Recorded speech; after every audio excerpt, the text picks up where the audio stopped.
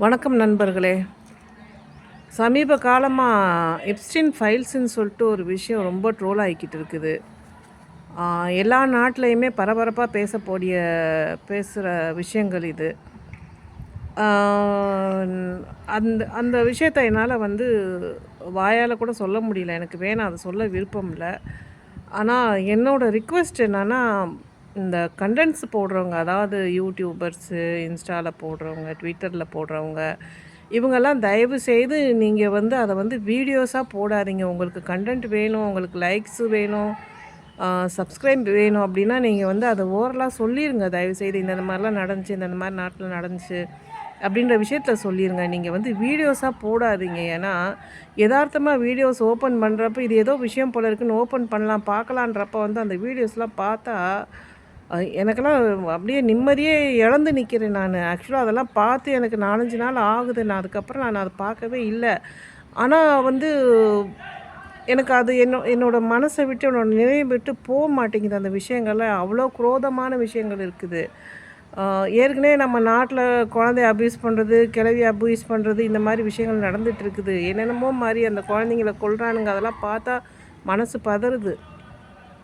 எந்த குழந்தைய பெற்றவங்களுக்கும் அம்மாவாக இருந்தாலும், அப்பாவாக இருந்தாலும், பாட்டியாக இருந்தாலும் அவங்களால அதெல்லாம் தாங்கிக்க முடியாதுங்க. அதெல்லாம் காட்டாதீங்க தயவுசெய்து. அந்த குழந்தைங்களோட அம்மா அப்பா பார்த்தாலே அது எவ்வளோ வேதனைப்படுவாங்க. அதை நினச்சி அவங்க எவ்வளோ, என்னால் அந்த வேதனையை சொல்லவே முடியல. அது 20 வருஷமாக அந்த போராட்டம் நடக்குதான். அதுவும் இப்போ தான் தெரியுது. கிட்டத்தட்ட 3 லட்சம் பக்கம் இருக்குதான் அது. அவ்வளோ கொடுமைகள், அவ்வளோ அக்கிரமம், அநியாயம் நடந்துட்டு இருந்திருக்குது இந்த நாட்டில். நம்ம நாட்டு மக்களும் அதில் இன்க்ளூட் இருக்கிறாங்கன்னு சொல்கிறாங்க. அது எந்த அளவுக்கு உண்மைன்னு தெரியல எனக்கு. ஆனால் அப்படியே இருந்தாலும் அது நம்மளுக்கு தேவையில்லைங்க. தயவுசெய்து நாட்டில் எவ்வளோ நல்ல விஷயங்கள் இருக்குது, அந்த மாதிரியான கண்டென்ட் எடுத்து போடுங்க. நீங்கள் உங்களுக்கு சப்ஸ்கிரைபும் லைக்கும் வேணுன்றதுனால அந்த வீடியோஸ்லாம் போடாதீங்க. நீங்கள் அதெல்லாம் போட்டிங்கன்னா கிட்டத்தட்ட நீங்களும் அதை அப்யூஸ் பண்ண மாதிரியான விஷயங்கள் தான் அதுவும். தயவுசெய்து நீங்கள் அந்த மாதிரி வீடியோஸ்லாம் போடாதீங்க. பார்க்குறவங்க நெஞ்சு பதறுதுங்க. அதை விட முக்கியமான விஷயம், ஏற்கனவே நம்ம நாட்டில் குரோதமான ஜனங்க நிறைய உருவாகிக்கிட்டு இருக்கிறாங்க. ரொம்ப மோசமான மனநிலையில் இருக்கிறாங்க. நீங்கள் அதெல்லாம் காமிச்சிங்கன்னா அதெல்லாம் பார்த்துட்டு, ஓ இந்த மாதிரி ஒரு ஐடியாவும் இருக்குது அப்படின்னு சொல்லிட்டு அடுத்து இவங்க இந்த விஷயத்தை ஆரம்பிப்பாங்க. ஏன்னா மனம் ஒரு குரங்குன்னு சொல்லி வச்சுருக்குறாங்க. நம்ம நாட்டில் தான் அந்த பழமொழியை சொல்லி வச்சுருக்குறாங்க. மனசு குரங்கு. எப்போ என்ன செய்வோம், அதை சம்பாரிச்சுட்டு அந்த காலத்தில் சம்பாதிக்கிறதுக்கே ரொம்ப கஷ்டப்பட்டாங்க. இப்போ ஓரளவுக்கு எல்லாத்துக்குமே வருமானம் வருது. எல்லாருமே நல்லா 3 நேரம் சாப்பிட்றாங்க. 3 நேரம் சாப்பிட்டுட்டு என்ன பண்ணுறதுன்னு தெரியாமல் என்னென்ன பண்ணலான்னு நினச்சிக்கிட்டு இந்த மாதிரிலாம் பண்ணுவாங்க. தயவுசெய்து இந்த வீடியோஸ்லாம் காமிக்காதீங்க.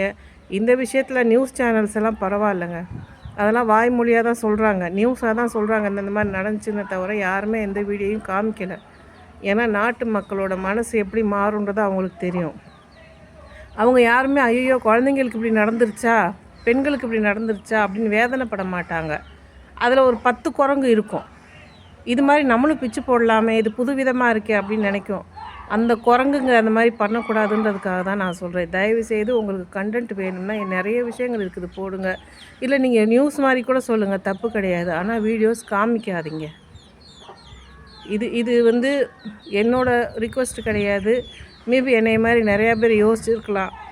அதெல்லாம் பார்த்துட்டு எனக்கெல்லாம் தூக்கமே வரமாட்டேங்குதுங்க, நிம்மதி இருக்க மாட்டேங்குதுங்க மனசு. நம்மளுக்கு எவ்வளோ பிரச்சனைகள் இருக்குது.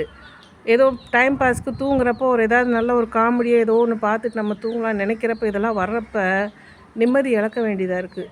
தயவுசெய்து எல்லாத்துக்கிட்டே ரிக்வெஸ்ட் பண்ணுறேன் நான். ரொம்ப நன்றி.